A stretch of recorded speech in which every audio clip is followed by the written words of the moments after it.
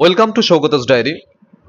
আজকে এই ভিডিওটিতে আমরা ডেমো সম্পর্কিত কিছু আলোচনা করব। অনেকের অনেক প্রশ্ন রয়েছে। আমি ডেমো সম্পর্কিত একটি ভিডিও দিয়েছি, সেখানেও অনেক মানুষ বলছেন যে অনেক প্রশ্নের যথাযথ উত্তর পেয়েছে এবং বুঝতে পেরেছে ব্যাপারটা।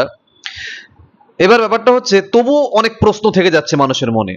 আজকে এই ভিডিওটিতে ডেমো সম্পর্কিত আরো অনেক প্রশ্নের একদম মুশকিল আসান হয়ে যাবে। প্রথমত 1 নম্বর প্রশ্ন, স্যার ডেমো যদি কমন না পায় আমি কি স্যারকে বলবো যে একটু চেঞ্জ করে দিন এটা? দেখুন, ডেমো কখনোই এটা বলা উচিত নয় যে ডেমোটা আমাকে চেঞ্জ করে দিন, এটা আমার কমন আসেনি বা এটা আমি পড়ে আসিনি, এটা বলা কখনো উচিত নয়।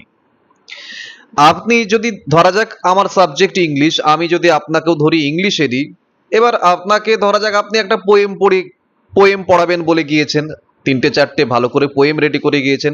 এবার আপনাকে বললো গ্রামার থেকে দিতে, ভয়েস চেঞ্জ বা ন্যারেশন চেঞ্জ কিছু একটা বললো। এবার সেটা আপনি দিতে পারবেন না, এটা কিন্তু ঠিক নয়। হ্যাঁ, হয়তো আপনি ওইভাবে পারবেন না যেভাবে রেডি করে গিয়েছেন ওইগুলো, কিন্তু মোটামুটি একটা আইডিয়া তো রয়েছে।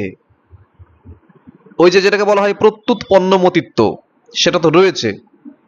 তাহলে সেই সেন্সটাকে ইউজ করতে হবে, কখনোই চেঞ্জ করে দিন বলাটা উচিত নয়। এইবার দেখা যাচ্ছে বিভিন্ন সাবজেক্টের বিভিন্ন মানুষ রয়েছেন, তাদের এমন ডেমো দিতে বলা হলো যেটা সম্পূর্ণ মাথার উপরে দিয়ে যাচ্ছে, যেটা শুনেইনি কোনোদিন বা কোনো মতেই কিচ্ছু বলা সম্ভব নয়, এবং ওই ডেমোর রিলেটেড কোনো প্রশ্ন উত্তর দেওয়ারও সম্ভব নয় তার।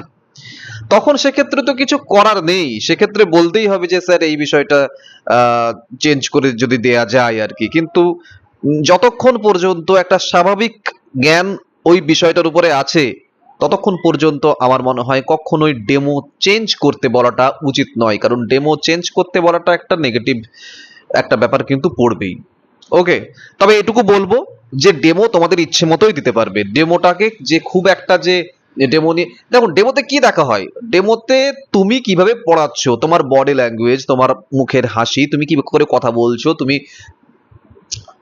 রেসিপ্রোকেট করছো কিনা, ফিডব্যাক নিচ্ছ কিনা স্টুডেন্টদের থেকে, মানে ওখানে কাল্পনিক স্টুডেন্টদের থেকে, বোর্ড ওয়ার্কটা ঠিক করে করছো কিনা, বোর্ডের সামনে ঠিকঠাক দাঁড়াচ্ছ কিনা, এই সমস্ত বিষয় নিয়ে আমি আরেকটা ডেমোর ভিডিও নিয়ে আসবো, টেকনিক্যাল জিনিসগুলো নিয়ে।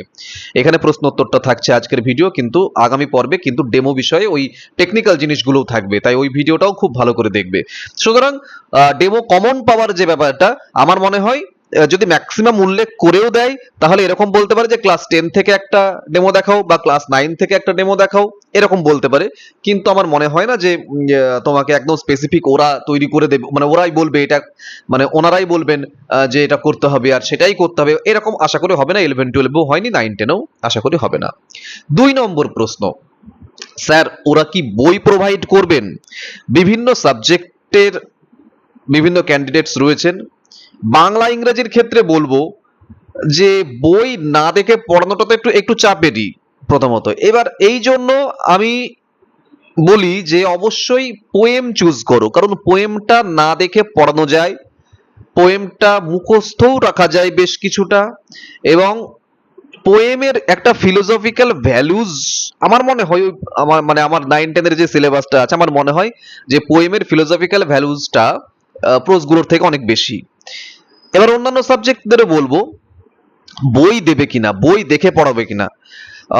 প্রথমত বই দেবে না, 11-12-এও দেয়নি, বই দেবে না। কিন্তু 11-12-এ এইরকম বেশ কিছু জোনে শোনা গিয়েছিল, এবং মানে শোনা গিয়েছিল বলতে কি, আমি সেই সময় থেকে প্রায় এখনো পর্যন্ত 50-60টা ফোন রিসিভ করি, বা হোয়াটসঅ্যাপে আমার সঙ্গে কানেক্টেড থাকে মানুষ পার ডে, 50-60 জনের সঙ্গে কথা হয়, আমি রিপ্লাই করি তাদের সম্পর্কে, মানে মানে তাদের সঙ্গে কথা বলতে বলতে এটা জেনেছি সেই সময় যে বেশ কিছু জায়গায় বই প্রোভাইড করেনি, কিন্তু যে ফাইলটা নিয়ে গিয়েছিলেন তার মধ্যে ক্যান্ডিডেট বই নিয়ে গিয়েছিলেন এবং সেটা অ্যালাউড হয়েছিল, সেটাকে অ্যালাউ করেছিল বই দেখে পড়ানো। বাংলা ইংরেজির কথাও বলছি কিন্তু, হ্যাঁ, ইংরেজি বই দেখিয়েও পড়েছে, কারণ বইটা তো একটা টিএলএম, বইটা ইউজ করতে দেব না এরকম কোনো ব্যাপারও কিন্তু নেই।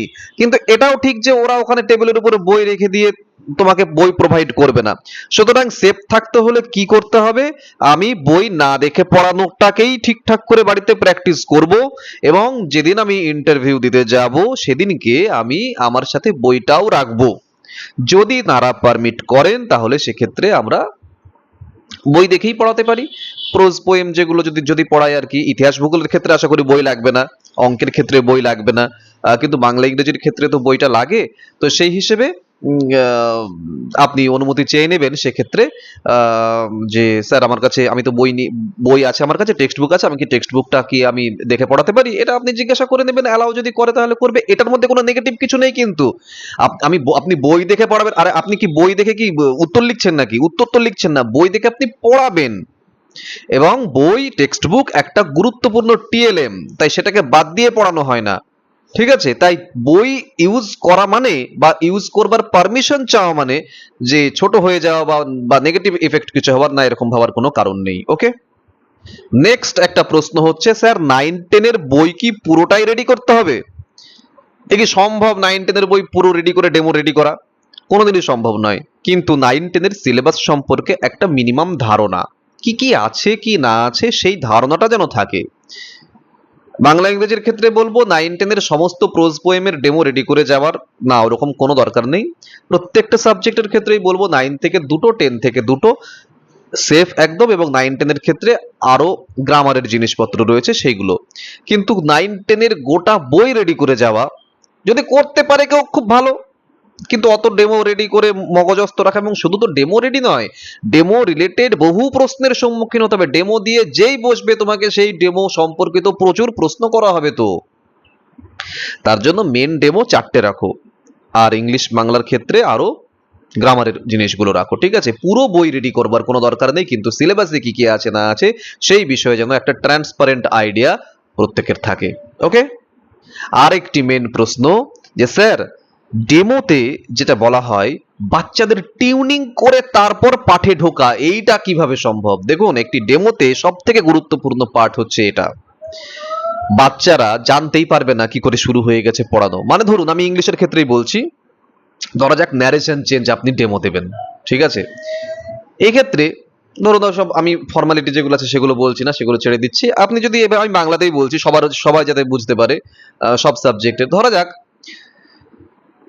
রাহুল তোমার ব্যাগটা তো খুব সুন্দর, এই যে কথাটা বলা হলো, তো কাল্পনিক স্টুডেন্ট আছে সামনে, তুমি তুমি তাদের মধ্যে ওয়ান অফ দেম আর কি, তাদের মধ্যে একজন রাহুল, তাকে তুমি বলছো রাহুল তোমার ব্যাগটা তো খুব সুন্দর। তারপরে তুমি কি করছো? আচ্ছা, রাহুলকে যে আমি ব্যাগ সুন্দর বললাম, তোমরা বলো তো যে রাহুল যখন বাড়ি যাবে, রাহুলের মাকে গিয়ে তো নিশ্চয়ই বলবে যে স্যার বলেছেন বা ম্যাডাম বলেছেন যে মানে ব্যাগটা খুব সুন্দর। কিন্তু রাহুল জানো তো এই কথাটা দুই ভাবে বলতে পারে। আপনি কিন্তু ন্যারেশন চেঞ্জে ঢোকেননি, কোনো কথাই উচ্চারণ করেননি ন্যারেশন চেঞ্জের, আপনি কিন্তু বোঝাচ্ছেন একটা গল্প। হ্যাঁ, তো আপনি বলছেন যে রাহুল না বাড়িতে গিয়ে না দুই ভাবে কথাটা বলতে পারে, জানো কি কিভাবে বলো তো? আচ্ছা, রাহুল বাড়িতে গিয়ে মাকে বলছে কি বলবে, মা জানো স্যার বলেছেন বোর্ড ওয়ার্ক করছে। এবার মা জানো স্যার বলেছেন, এই যে স্যার বলেছেন থেকে বোর্ড ওয়ার্ক করছে, মা জানো স্যার বলেছেন রাহুল তোর ব্যাগটা খুব খুব সুন্দর, কোট করছো, রাহুল তোর ব্যাগটা খুব সুন্দর যেটা বলেছো তুমি। আর একটা ভাবেও না রাহুল বলতে পারে এই কথাটা তার মাকে, রাহুল মাকে এটাও বলতে পারে স্যার বলেছে আমার ব্যাগটি খুব সুন্দর, এইখানে কোটেশন নেই। ব্যাস। আচ্ছা, দুটো সেন্টেন্সের মধ্যে পার্থক্য কোথায় বলো তো? আচ্ছা, একটাতে কোটেশন আছে দেখো, আর একটাতে কোটেশন নেই। আর এই বাক্যটাতে, প্রথম বাক্যটাতে আমি যেটা বলেছিলাম রাহুল বাড়িতে গিয়ে ঠিক সেইটাই মাকে বলছে, এতটুকুও বিকৃত করছে না বা নিজের কোনো শব্দ প্রয়োগ করছে না। কিন্তু পরেরটাতে সে কিন্তু নিজের মতো করে বললো, নিজের মতো করে বললো, এবং তার জন্য তোমার ব্যাগটা আমার ব্যাগ হয়ে গেল। এটাকেই বলা হয় ডাইরেক্ট স্পিচ, প্রথমটা ইনডাইরেক্ট স্পিচ। বোর্ড ওয়ার্ক করছো, আজকে আমরা এইটাই শিখবো, এই কি করে ডাইরেক্ট স্পিচ থেকে ইনডাইরেক্ট স্পিচ কোথায়। এইবার তুমি ঢুকছো পাঠে, ন্যারেশন চেঞ্জ, এইবার তুমি টপিকে লিখছো ন্যারেশন চেঞ্জ। অর্থাৎ বাচ্চারা, যখন তুমি একটি বাচ্চার নাম ধরে তার সম্পর্কে কিছু বলছো, একটা বাচ্চার নাম ধরে নাম ধরছো ক্লাসে, সঙ্গে সঙ্গে সেও শুধু নয়, তার আশেপাশের সমস্ত জন টিউনড হয়ে যাবে। ঠিক আছে, মানে স্যার আমার নাম নিয়ে আমার কথা বলছে, আমি বাড়িতে গিয়ে মাকে কি বলবো সেটা ভাবছে, এই যে কথাগুলো, এইগুলো কিন্তু প্রচন্ড পরিমাণে ইফেক্টিভ একটা বাচ্চার পক্ষে আর কি, বাচ্চার বোঝার পক্ষে। বাচ্চার নাম দিয়ে বলছো, বাচ্চাদের ফিডব্যাক নিচ্ছ, বলো তো কি বলেছে? আচ্ছা বলো তো কি করে বলবে? দুই ভাবে। হ্যাঁ, একটা কি এই, আর একটা তুমি কথা বলছো কাল্পনিক বাচ্চাদের সঙ্গে, এই যে জিনিসটা, এই জিনিসটা লাগবে। এটা প্রত্যেকটা টপিকের ক্ষেত্রে লাগবে। ঠিক আছে? আর সব থেকে বড় কথা যেটা, ডেমো নিয়ে ভয় পাবার কিছু নেই। ডেমো রেডি করো, ওই যে কটা বললাম 9-10 থেকে অ্যাটলিস্ট দুটো দুটো করে। আর ইংলিশ গ্রামারের পক্ষে গ্রামারগুলো এগুলো রেডি করো, সমস্ত প্রবলেম সলভড হয়ে যাবে, অত টেনশনের কিছু নেই। তোমাদের আরো যদি কিছু জানার থাকে তাহলে আমাকে এতে জানাবে, কমেন্ট সেকশনে জানাবে, এবং ডেমো বিষয়ে টেকনিক্যাল জিনিসগুলো নিয়ে আমি আর একটা ভিডিও নিয়ে আসছি আগামী কয়েকদিনের মধ্যে। ঠিক আছে? ভিডিওটি ভালো লেগে থাকলে অবশ্যই লাইক করবে, কমেন্ট করবে, বন্ধু বান্ধবদের সঙ্গে শেয়ার করবে, এবং চ্যানেলে যদি নতুন হও চ্যানেলটি অবশ্যই সাবস্ক্রাইব করবে, বেল আইকনটি প্রেস করবে যাতে সবার আগে নোটিফিকেশন তোমার মোবাইলে পৌঁছয়। ভালো থাকো, দেখা হচ্ছে পরের ভিডিওতে। আর প্রত্যেকটি ভিডিও, আর কোনো ভিডিও স্কিপ করবেন না, প্রত্যেকটি ভিডিও এসএলএসটি সংক্রান্ত যা যা দিচ্ছি সমস্ত কিছু ইম্পর্টেন্ট এবং তোমাদের উপকারে লাগছে আমি জানি, এবং সেগুলো কন্টিনিউ আসবে ইন্টারভিউ এর আগের দিন পর্যন্ত। ভালো থাকো, দেখা হচ্ছে পরের ভিডিওতে খুব তাড়াতাড়ি।